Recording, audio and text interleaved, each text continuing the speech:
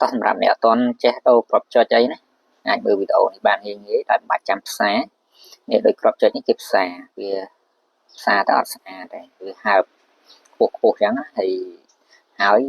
យាយទៅវាលួយអាគ្រាប់ហ្នឹងហ្មងអញ្ចឹងកុំឲ្យវាលួយគ្រាប់យើងអាចធ្វើតាមវិធីនេះបានដំបូងបងប្អូនគ្រាន់តែបើកក្បាលមាន់យើងកម្ដៅប្រហែលជា300ជាងឲ្យវារៀងក្តៅតិចដាក់ស្រល់លើមើលវាហុយវាហុយអញ្ចឹងបានតែក្តៅហើយតែកាលណាវាក្តៅយើងអាចដាក់បានហើយបន្ទាប់មកទៀតហ្នឹងគឺឲ្យយើងយកស្នោមកឡមើលលួយហើយប្រកាសថាលួយ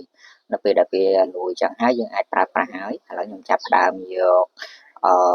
យើងក៏គ្រាប់ចុចហ្នឹងយកមកដាក់ពីលើមកដាក់ហើយគាត់នឹងគៀកទាំងទីមកគឺវារបូតខ្វែងខ្លួនវាមក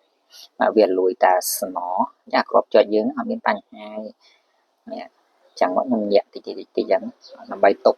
ស្នោចាស់ហ្នឹងប្រើប្រាស់វិញហើយយើងដាក់វាលាយចូលគ្នាយ៉ាងមកសម្អាតកែវតិចមកយើងអាចប្រើប្រាស់បានវិញណាអានេះខ្ញុំឆ្កឹះកែវទៅទៅអូខេឥឡូវខ្ញុំយកគ្រាប់ចុចជើង2យកមកដាក់មុននឹងដាក់យើងត្រូវដាក់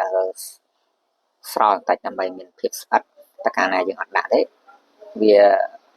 លងពេកនៅពេលដែលយើងដាក់ហ្នឹងទៅវារត់អញ្ចឹងនេះបើសិនជាអត់មានស្រល់ទេគឺវាត្រូវខ្ទាតបាត់ដល់វាមានស្រល់អញ្ចឹងអត់ខ្ទាតទៅណាឥឡូវខ្ញុំដាក់វាពីលើនឹងក្បាលមាន់របស់យើងរងចាំបន្តិចវាលាយចូលមកយើងក៏យកទៅវាទៅស្រែកុំឲ្យធ្វើម៉េចកុំឲ្យវាវាចាបាច់ចកតបាច់អីក៏បានវាធ្លាក់ចូលខ្លួនវាត្រង់មក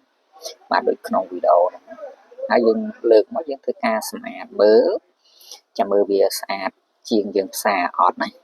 បើយើងផ្សារវាអាចឆេះអាក្របចុចជាផ្សារក្របចុចខ្មៅហ្នឹងហ្មងពេលដែលផ្សារមិនស្រួលអ្នកទឹកដៃអន់ញ័រគឺថាឆេះ5គ្រាប់មិនទាន់បានមួយតែបើធ្វើតាមវិធីសាស្ត្ររបស់ខ្ញុំនេះគឺថារៀងងាយអត់ងាយឆេះបងប្អូនគឺថាស្អាតហើយសុវត្ថិភាពគ្រាប់ចុចរបស់យើងប្រើបានយូរតែកាលណាវាអត់រួចថងហ្នឹងគឺប្រើបានយូរហ្មងហើយនេះបន្ទាប់ពីខ្ញុំធ្វើការសម្អាតហើយយើងមើលទាំងអស់គ្នាថាវាហាប់ណែនហាប់ស៊ីសាច់គ្នាស្អាតហ្មង